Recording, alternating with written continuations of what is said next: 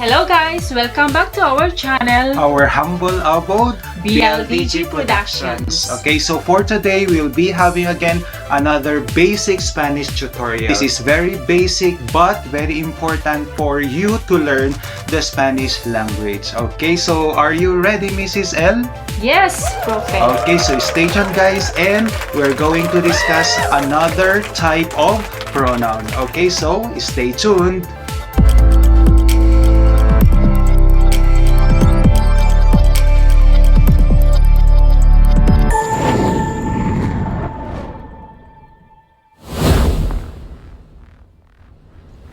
So we're back. So just like what we said a while back, we are going to discuss another type of pronoun, and that is direct object pronoun. Okay, so as we all know, a pronoun is used to replace a noun. So instead of repeating these nouns, then we can make use of pronoun.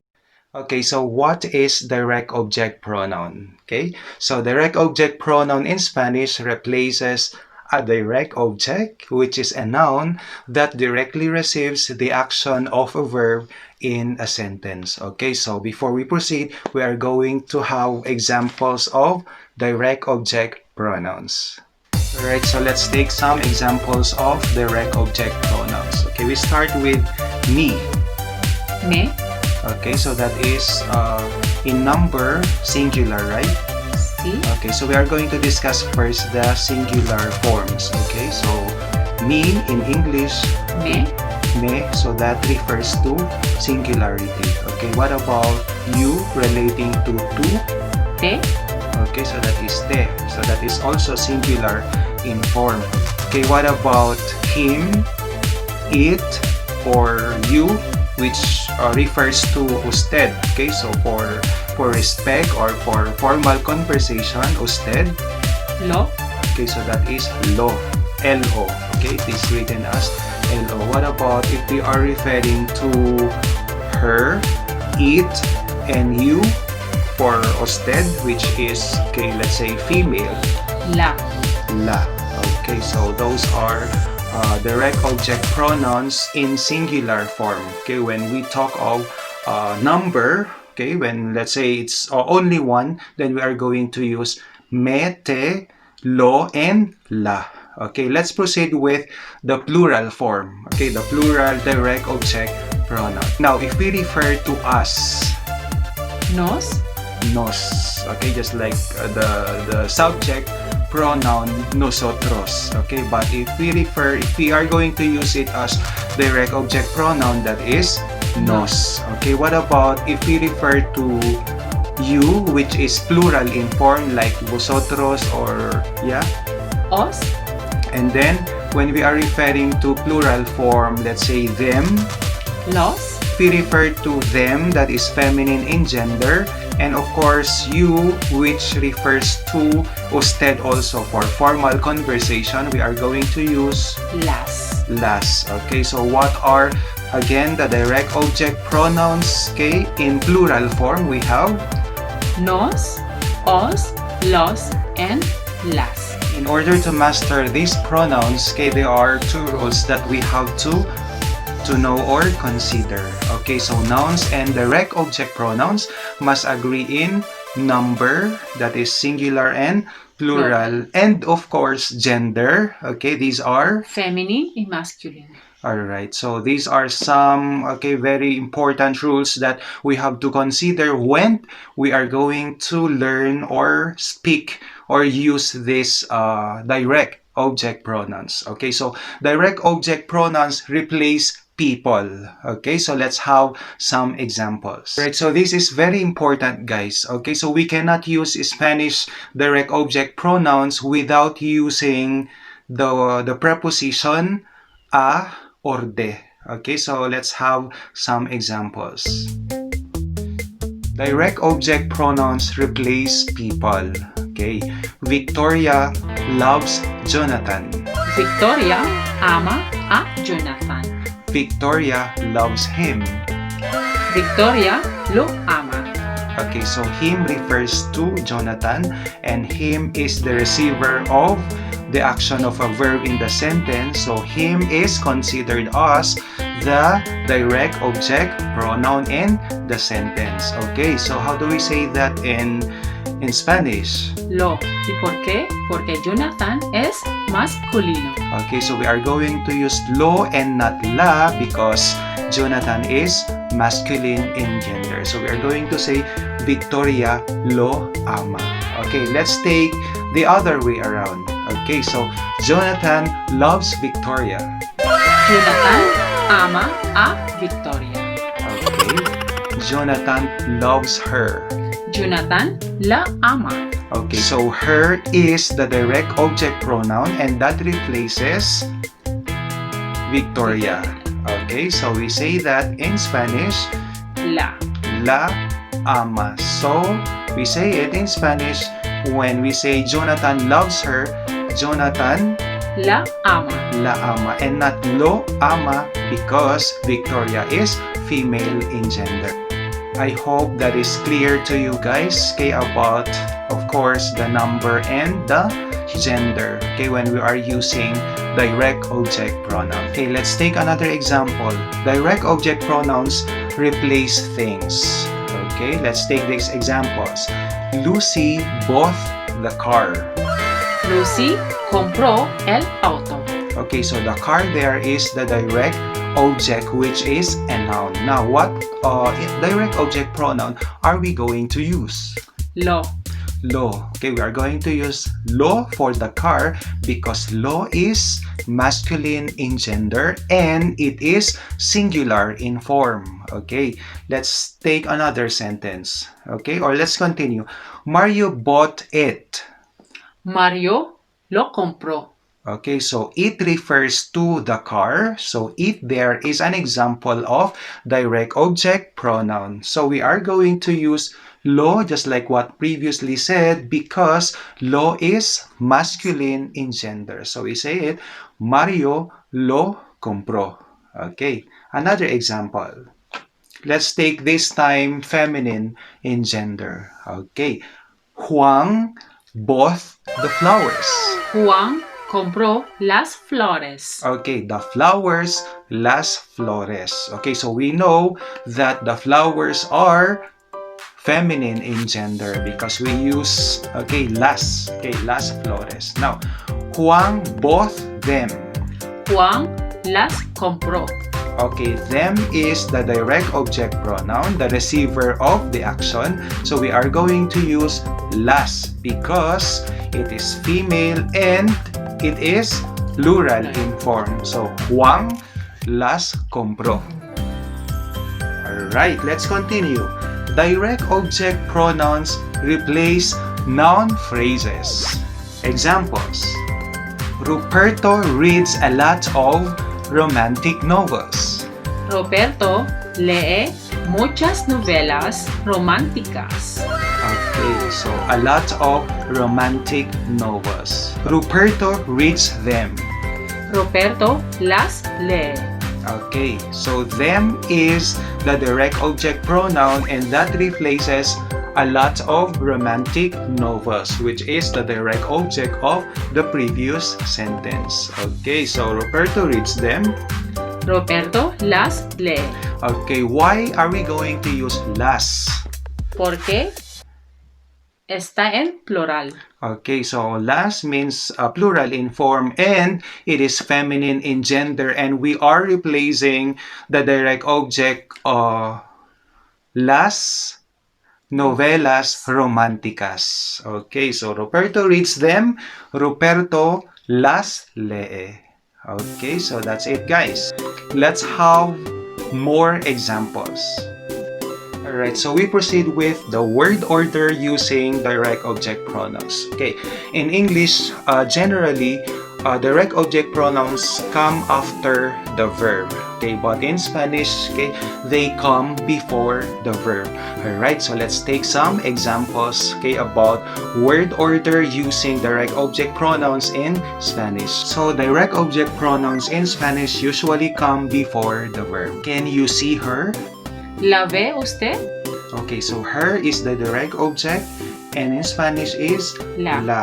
Okay, la ve usted. Okay, so the direct object pronoun there is used or written first before the verb ve in Spanish. Can't you hear me? ¿No me oís? Can't you hear them? ¿No os oís? Your son doesn't know us. Tu hijo no nos conoce. Have you seen it? ¿Lo has visto? Alright, so you notice there, guys, that the direct object pronouns are used or placed before the verb in the sentence. Lo has visto. We don't say it as lo visto, no, or as visto lo. No, that's incorrect. Okay, so take note of that. So I repeat, in Spanish, direct object pronouns are used or placed before the verb. Okay?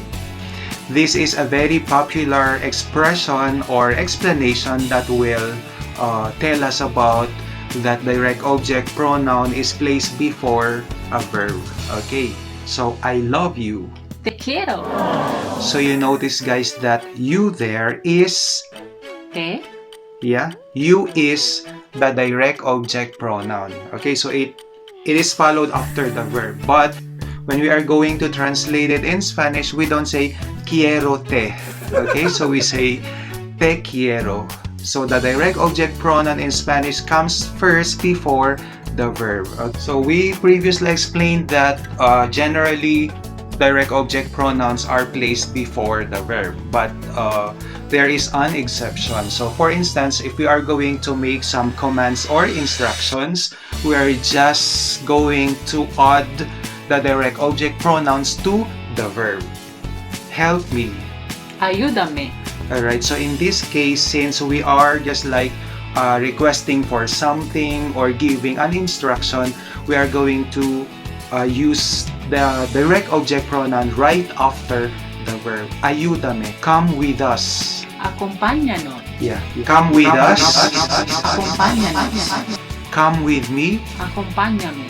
Okay, so that is giving instructions or commands. Okay. In orders and instructions telling someone not to do something, the pronoun does not join onto the end of the verb. Okay, so let's take some negative sentences, for instance. Don't touch them. No los toques. Don't touch me. No me toques.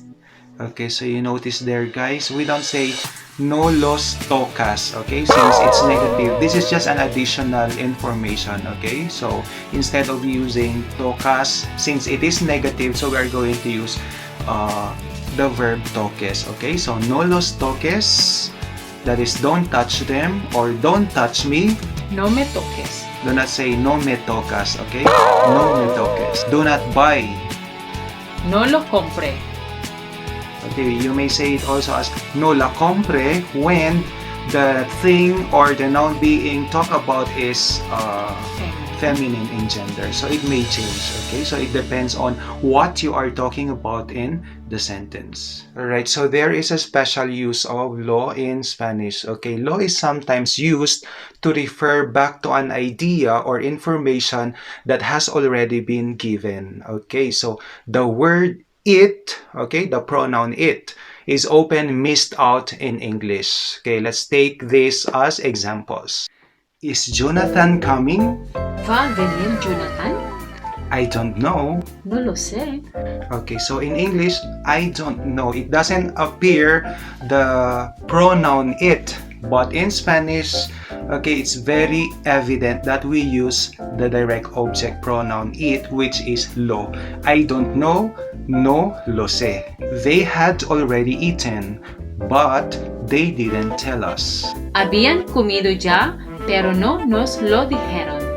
Okay, no nos lo dijeron. Although in the sentence, we didn't use the pronoun it, but in Spanish, okay, we used the pronoun lo. Okay? I drive fast, but he drives slowly. Yo conduzco deprisa, pero él lo hace despacio. You ride fast, but I ride slowly. Tú escribes deprisa, pero yo lo hago despacio. Alright, so we are going to make a recap on the lesson that we learned for today. Okay, the Spanish direct object pronouns are Me, te, lo, la. okay in the singular and Nos, os, los, las. in the plural. Okay, so take note of this, guys. So take note always of the number and the gender when we are using direct object pronouns. The direct object pronouns usually comes before The verb. alright. Example, do you see her? ¿La ve usted? Direct object pronouns are joined to the end of infinitives, gerunds, or verbs when we are going to instruct someone to do something. Example, Ayúdame. o respóndeme. Sí. When we are instructing someone not to do something, then the pronoun must not be joined onto the end of the verb. Example, No me toques. alright. Okay, so those are some things that we are going to take into consideration when we are going to use these direct object pronouns. And of course, lo is used to refer to something that has already been previously mentioned. For instance, in a sentence. Example, is Raquel coming? ¿Va a venir Raquel? I don't know. No lo sé. Okay, so that's it, guys. So I hope you learned something again from our discussion today. So we'll be having some more exercises down. So please answer and we'll check if you really understood well our lesson for today.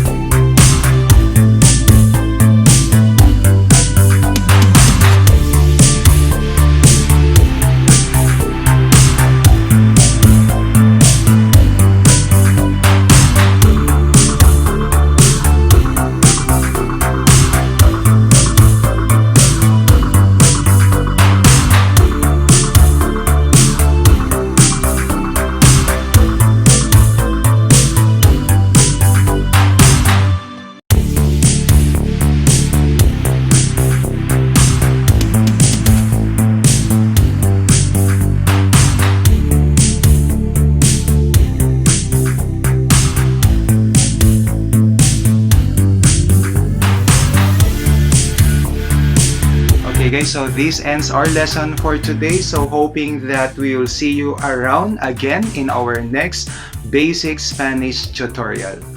Thank you for watching.